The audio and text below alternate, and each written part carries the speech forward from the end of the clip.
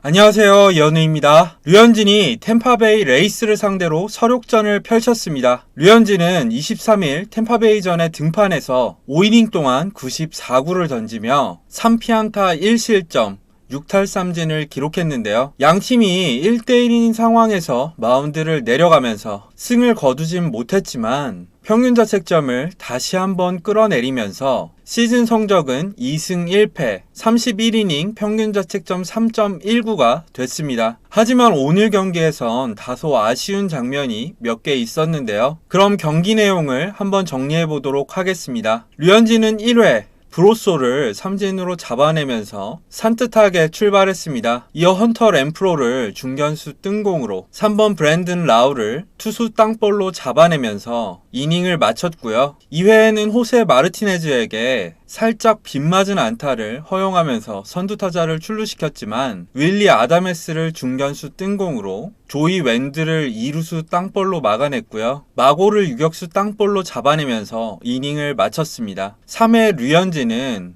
스스고와 9구까지 가는 승부 끝에 결국 2루수 땅볼로 막아냈고요. 주니로를 상대로는 완벽하게 제구된 몸쪽 체인지업을 던져서 이날 두 번째 삼진을 잡아냈습니다. 그리고 마지막 타자인 브로소의 타구를 조페닉이 멋진 백핸드 캐치로 막아내면서 3자 범퇴로 이닝을 마쳤습니다. 류현진은 4회에 선두타자인 렌프로를 바깥쪽 체인지업으로 삼진을 잡아냈고요. 브랜든 라우를 2루 땅볼로 마르티네즈를 3구 삼진으로 잡아내면서 3자 범퇴로 이닝을 마쳤습니다. 5회에는 윌리 아다메스를 상대로 선두타자 안타를 허용하면서 선두타자를 출루시켰습니다. 이어 웬들에게도 안타를 내주면서 무사 1-3루로 오늘 경기에서 가장 큰 위기를 맞았는데요. 다음 타자인 마고를 상대로 2루 땅볼을 유도했지만 3루에 있던 아다메스가 홈을 밟으면서 1실점을 허용했습니다. 하지만 류현진은 다음 타자인 스스고와 주니노를 연속 삼진으로 잡아내면서 실점을 최소화했습니다. 그리고 6회 윌머트 폰트와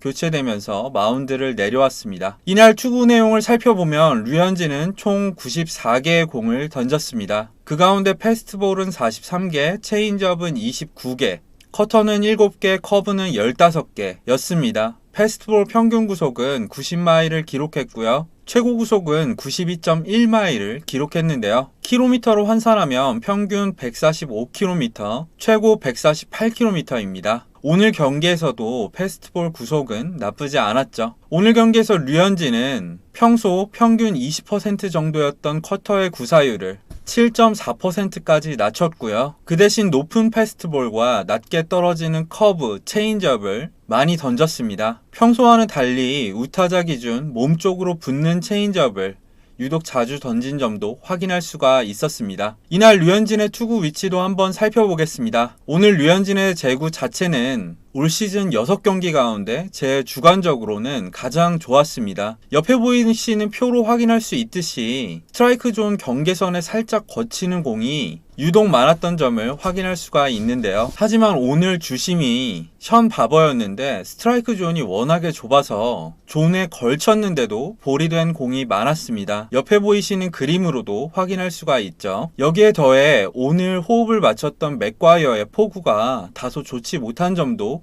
꼭 짚고 넘어가야 될 것 같은데요. 오늘 맥과이어는 홈플레이트 뒤에서 유독 잡다한 움직임이 많았고 포구를 할 때 공을 덮어버리거나 미트가 좌우로 흔들리는 모습을 유독 많이 보여줬습니다. 쉬운 포수 파울 플라이를 놓치는 장면도 나왔는데 이런 점들 때문에 류현진의 투구수가 더 늘어났죠. 한편 5회에 웬들의 안타 부분도 짚고 넘어가자면 유격수인 조페닉이 2루 방면으로 이동하는 바람에 평범한 유격수 땅볼이 될 공이 안타가 되고 말았습니다. 하지만 이 장면은 수비 시프트라던가 조페닉의 수비 실수는 아니었는데요. 왜냐하면 1루 주자였던 아다메스가 2루로 스타트를 끄는 상황이었기 때문이죠. 이 경우에는 유격수는 2루 쪽으로 붙는 게 자연스러운 수비입니다. 따라서 이 부분은 템파베이의 작전이 잘 먹혀들었다고 볼 수 있겠죠. 류현진 선수에겐 아쉬운 상황이긴 했지만요. 오늘 류현진의 투구수가 이닝에 비해서 다소 많았던 점도 템파베이 타선이